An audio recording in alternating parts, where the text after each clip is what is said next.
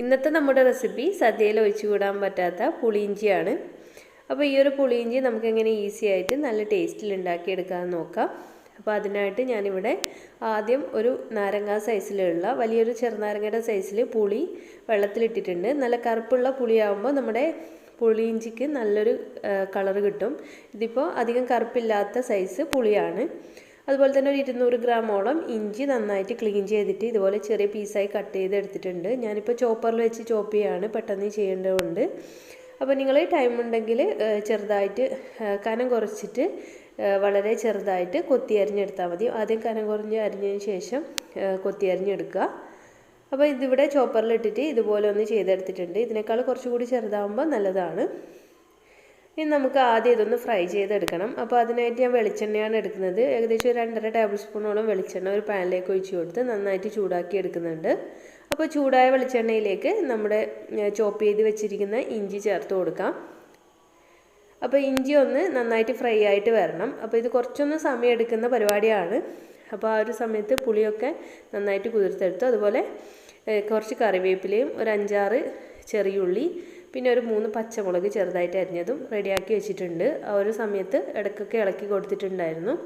അപ്പോൾ നമ്മുടെ ഇഞ്ചി നന്നായിട്ട് ഫ്രൈ ആയിട്ട് വരുന്നുണ്ട്, കളറൊക്കെ ചേഞ്ച് ചെയ്യുന്നുണ്ട്. അപ്പോൾ ലോ ഫ്ലെയിമിൽ വെച്ചിട്ട് ഈ ഒരു സമയത്ത് നന്നായിട്ട് ഇളക്കി കൊടുക്കുക. ആദ്യം കുറച്ച് സമയം കളർ മാറി വരുന്ന ആ ഒരു സമയം വരെ നമുക്ക് വേണമെങ്കിൽ മീഡിയം ഫ്ലെയിമിലും, അടുത്ത് തന്നെ ഉണ്ടെങ്കിൽ ഹൈ ഫ്ലെയിമിൽ വെച്ചിട്ടും ഇളക്കി കൊടുത്താൽ കുഴപ്പമില്ല. കളർ ചേഞ്ചായി വരുന്നു എന്ന് കണ്ടാൽ ലോ ഫ്ലെയിമിലേക്ക് മാറ്റിയിട്ട് നന്നായിട്ട് ഫ്രൈ ചെയ്തെടുക്കുക. അപ്പോൾ നല്ലൊരു സൗണ്ട് വരും. ഇത് ഇഞ്ചിയൊന്നും മൊരിഞ്ഞ് വരുന്ന ഒരു സൗണ്ട് വരും. ഇതിലെ വെള്ളത്തിൻ്റെ അംശമൊക്കെ പോയിട്ട് നന്നായിട്ട് ഡ്രൈ ആയിട്ട് വരും. അതുപോലെ കരിഞ്ഞു പോകാതിരിക്കാനായിട്ട് ശ്രദ്ധിക്കുക. ഇനി ഞാനിപ്പോൾ ഇഞ്ചി ഒരു സൈഡിലേക്ക് മാറ്റിയിട്ടുണ്ട്. ഇതിലെ ബാക്കിയുള്ള എണ്ണയൊക്കെ ഒരു സൈഡിലേക്ക് വരും. അപ്പോൾ ഇഞ്ചി ഒരു പാത്രത്തിലേക്ക് മാറ്റിയിട്ടുണ്ട്. ഇനി നമുക്ക് ആ ഒരു സെയിം പാനിൽ തന്നെ ആ ഒരു വെളിച്ചെണ്ണയിൽ, ബാക്കി വന്ന വെളിച്ചെണ്ണയിൽ കുറച്ച് കടുകിട്ടൊന്ന് പൊട്ടിച്ചെടുത്തിട്ടുണ്ട്. പിന്നെ നമ്മൾ എടുത്തിരിക്കുന്ന കറിവേപ്പിലയും ചെറിയുള്ളിയും അതുപോലെ പച്ചമുളകും ഇട്ടിട്ട് നന്നായിട്ടൊന്ന് വഴറ്റിയെടുക്കുകയാണ് ചെയ്യുന്നത്.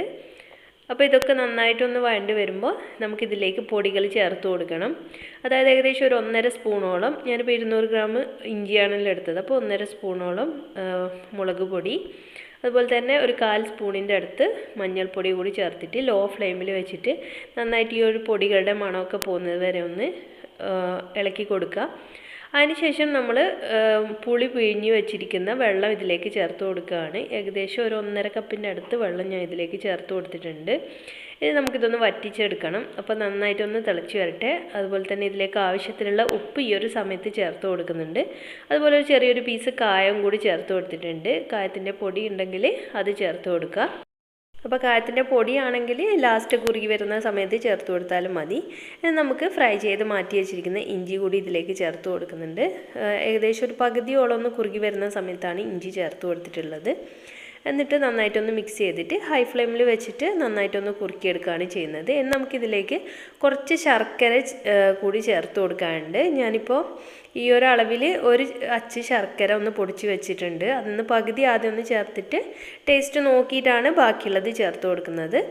അതുപോലെ തന്നെ ഉപ്പും നമ്മൾ ടേസ്റ്റ് നോക്കിയിട്ട് ബാലൻസ് ചെയ്ത് കൊടുക്കുക. അപ്പോൾ ഒരച്ച് ശർക്കര ഞാൻ ഇതിലേക്ക് മുഴുവനായിട്ട് പിന്നീട് കൂടിയിട്ട് ചേർക്കുന്നുണ്ട്. നന്നായിട്ടൊന്ന് കുറുകി വരുന്നുണ്ട്. അപ്പോൾ ശർക്കര ചേർക്കുന്നത് നമ്മുടെ എടുക്കുന്ന ഇഞ്ചിയുടെ ചില ഇഞ്ചിക്ക് ഭയങ്കര ഒരു ഫ്ലേവർ ആയിരിക്കും. അപ്പോൾ നമ്മൾ കുറച്ചുകൂടി ശർക്കരയൊക്കെ ചേർക്കേണ്ടി വരും. ആ ഒരു എരിവിനൊക്കെ അനുസരിച്ചിട്ടിരിക്കും. അപ്പോൾ നമ്മൾ ടേസ്റ്റ് ചെയ്ത് നോക്കിയിട്ട് ചേർത്താൽ മതി.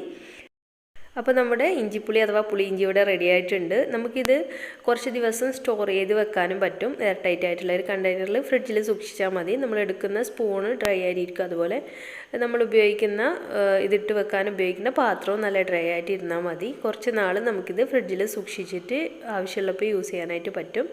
അപ്പോൾ എല്ലാവരും ഒന്ന് ട്രൈ ചെയ്ത് നോക്കൂ. ട്രൈ ചെയ്യുന്ന സമയത്ത് ഫീഡ്ബാക്കൊക്കെ അറിയിക്കുക. അതുപോലെ തന്നെ ചാനൽ ഇതുവരെ സബ്സ്ക്രൈബ് ചെയ്തിട്ടില്ലെങ്കിൽ എൻ്റെ വീഡിയോസൊക്കെ ഇഷ്ടമാണെങ്കിൽ ഒന്ന് സബ്സ്ക്രൈബ് ചെയ്ത് സപ്പോർട്ട് ചെയ്യുക.